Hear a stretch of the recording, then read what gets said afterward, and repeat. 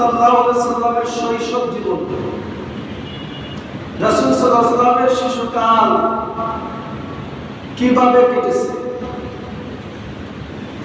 নবী করিম সাল্লাল্লাহু আলাইহি সাল্লাম ভূমিষ্ঠ হওয়ার পরে ওইখানে প্রথা ছিল তারা বাচ্চা লালন পালনের জন্য ধাত্রী মার কাছে তারা দুধ পালনের জন্য তারা দিয়ে দেওয়া।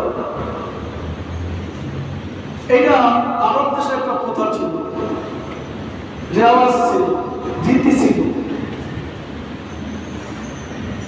নবী করিম সাল্লাল্লাহু আলাইহি সাল্লামের ভূমিষ্ঠের পরে অনেক মানুষ এতিম কারণে অনেকে নেয়নি। সবাই বড় লোক দেখে দেখে, বংশ টাকা পয়সা দেখে দেখে বাচ্চারা আস্তে আস্তে সবাই নিয়ে গেছে। শুধু রয়েছে একজন দাত্রী মা, সাদিয়াতুল হালিমা। এই সাদিয়াতুল হালিমা চিন্তা করলো আসি এত দূর থেকে কাউকে পাই নাই, একজন যেহেতু পাইছি এতিম ছেলে, বাবা নাই, জন্মের 6 মাস আগেই বাবা মারা গিয়েছে, এতিম। চিন্তা করছে খালি হাতে যাবে, যাই হোক এতিম বাচ্চাটাকে নিয়ে যাবে। আমিনা রাদিয়াল্লাহু তাআলা আনহা বিবি হালিমাতুস সাদিয়াকে বলতেছে, হালিমাতুস সাদিয়া, এটা আমার সন্তান, যদিও এতিম কিন্তু সে একজন আল্লাহ স্বর্ণের এবং মণিমুক্তার চাইতে, হীরার চাইতে অনেক দামি। বলেন সুবহানাল্লাহ। কারণ তার বাচ্চার সম্পর্কে মাই সবচেয়ে বেশি ভালো জানে, ঠিক না? নবী সাল্লাল্লাহু আলাইহি সাল্লামের আম্মা জান আমিনা রাদিয়াল্লাহু তাআলা আনহা হালিমাতুস সাদিয়াকে বলতেছে, হালিমাতুস সাদিয়া, এই আমার সন্তানটা কোনো সাধারণ একজন সন্তান নয়। তুমি যদি একে যদি লালন পালনের দায়িত্ব নাও, আল্লাহ তোমার সম্পূর্ণ দায়িত্ব নেবে। সুবহানাল্লাহ।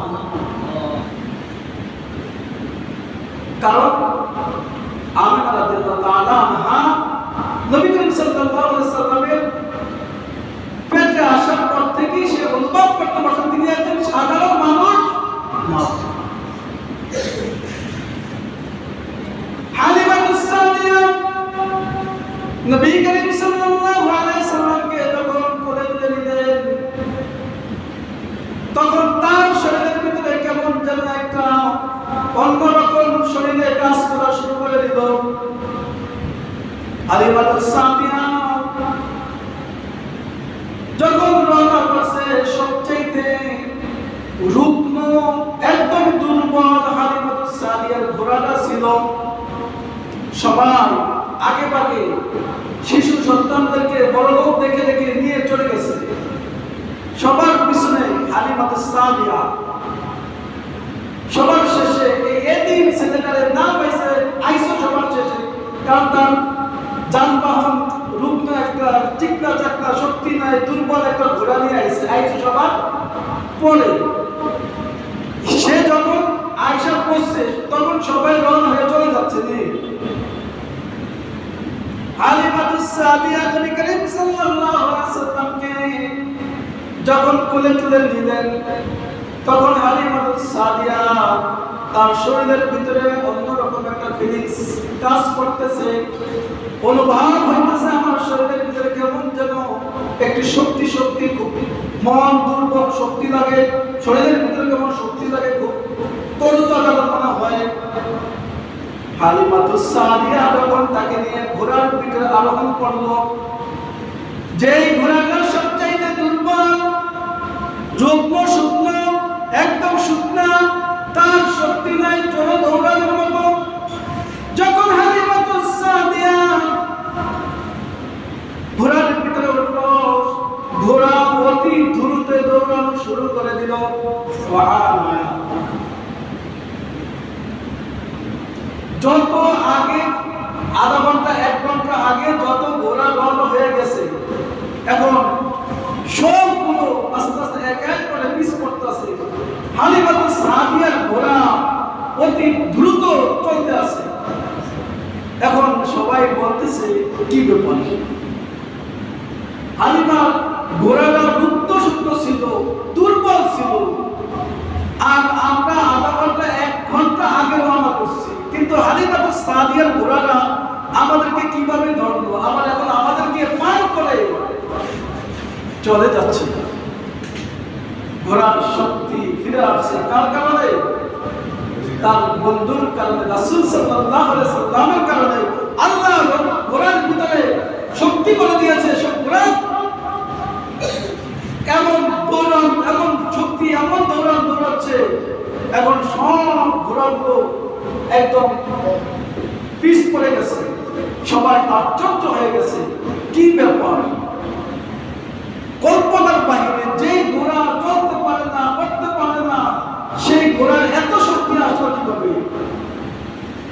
হালিমাতুস সাদিয়া নবী করিম সাল্লাল্লাহু আলাইহি সাল্লামকে তার যখন ঘরের ভিতরে দিল, ঘরের ভিতরে যখন নেওয়ার পরে তখন হালিমাতুস সাদিয়া রওয়ায়াত করতেছে, বর্ণনা করতেছে, আমি দেখতেছি আমার ঘরটা যেন পূর্ণিমার চন্দ্রের আলোর চাইতে সম্পূর্ণ ঘরটা আলোকিত হয়ে গেল। হালিমা দেখতেছে যে ঘরটা এত আলো আগে কখনো দেখি নাই, আমার ঘরে এত আলো, সম্পূর্ণ বাতি ধরে নাই, লাইট ধরে নাই, কিচ্ছু ধরাই নাই, কিন্তু তারপর ঘরটা এমন আলো। হালিমাতুস সাদিয়া বর্ণনা করতেছে, যদি একটা সুই যদি কোথায় পড়ে থাকে তাহলে সুইটা পর্যন্ত দেখা যায়। সুবহানাল্লাহ। কারণতে নবী করিম সাল্লাল্লাহু আলাইহি সাল্লামের নূরের চেহারা।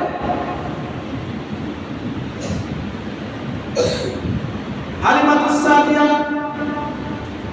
ওই গোত্রের ভিতরে, ওই এলাকার ভিতরে সবচাইতে গরিব, সবচাইতে একজন দুর্বল মানুষ। তার অল্প কিছু ছাগলের পাল আছে, অল্প সামান্য কয়েকটা ছাগল, পুত্রী, এ দিয়ে দুধ হয়, এ দিয়ে সংসার চলে। হালিমাতুস সাদিয়া ঘরে আরেকজন শিশু সন্তান, ছেলে আর 3টা মেয়ে ছিল। এই 4জন সন্তান আর নবী করিম সাল্লাল্লাহু আলাইহি ওয়াসাল্লাম 5 জন। এই 5 জনের আগে এই হালিমাতুস সাদিয়াকে তারা 2 জন আর সন্তান 3-4 জন, এই 6 জনের ঘরে তেমন একটা খাবার জুটতো না। কোন রকম দিন এনে দিন খাইত, তাও টান। কারণ ছাগলের অল্প কিছু দুধ হইতো, এই দুধগুলো বিক্রি করে তারপরে যা উপার্জন হইতো তা দিয়ে তারা কিছু খাবার দাবার কিনত। হালিমাতুস সাদিয়া নবী করিম সাল্লাল্লাহু আলাইহি সাল্লামকে ঘরে আনার পরে যেই ছাগলে আধা কেজি দুধ হইতো না, ওই ছাগলে কেজি, 2 কেজি, 3 কেজি, 5 কেজি করে দুধ দেওয়া শুরু করে দিল। সুবহানাল্লাহ। হালিমাতুস সাদিয়া চিন্তা করতেছে, যে ছাগল আমার গতকালকেও আমার যে বকরি আধা কেজি দুধ হতো না, 4-5টা বকরি দুধ দোহানোর পরে 1.5 কেজি 2 কেজি দুধ হতো, আর এখন একটা বকরিতে আমার 2-3 কেজি দুধ হয়। সুবহানাল্লাহ। কারণ ওয়া আরসালনাকা ইল্লা রাহমাতাল লিল আলামিন, আমি সারা জাহানের জন্য আমার বন্ধুকে রহমত হিসেবে প্রেরণ করেছি। সুবহানাল্লাহ। হালিমাতুস সাদিয়ার ছাগলের ভিতরে আল্লাহ বরকত দিয়ে দিয়েছে। কার উসিলায়? রাসূলের উসিলায়। হালিমাতুস সাদিয়া কিছুদিন যাওয়ার পরে একদম সে সবল হয়ে গেল। নবী করিম সাল্লাল্লাহু আলাইহি সাল্লাম যখন শিশু, তখন থেকে ইনসাফ ভিত্তিক সে, তখন তার ভিতরে একটা ইনসাফ, যখন সে শিশু দুধ পান করে। কারণ নবী করিম সাল্লাল্লাহু আলাইহি সাল্লাম যখন হালিমাতুস সাদিয়া যে দুধ তার মুখে দিছে, ওই দুধটা ছাড়া আর অন্য কোনো দুধ স্তন মুখে দিতে নেই। যতই চেষ্টা করতো হালিমাতুস সাদিয়া যে একটা বাচ্চারা একটা শেষ করে আরেকটা পান করে, ঠিক না? কিন্তু নবী করিম সাল্লাল্লাহু আলাইহি সাল্লাম একদম যখন থেকে দুধ পান শুরু করছে তখন থেকেই ইনসাফ শুরু করে দিয়েছে। কারণ সে তার আরেকটা দুধ ভাই আছে, সুবহানাল্লাহ বলেন না।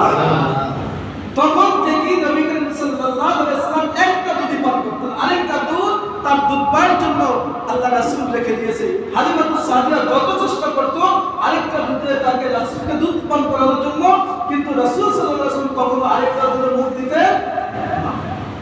কেমন নবী!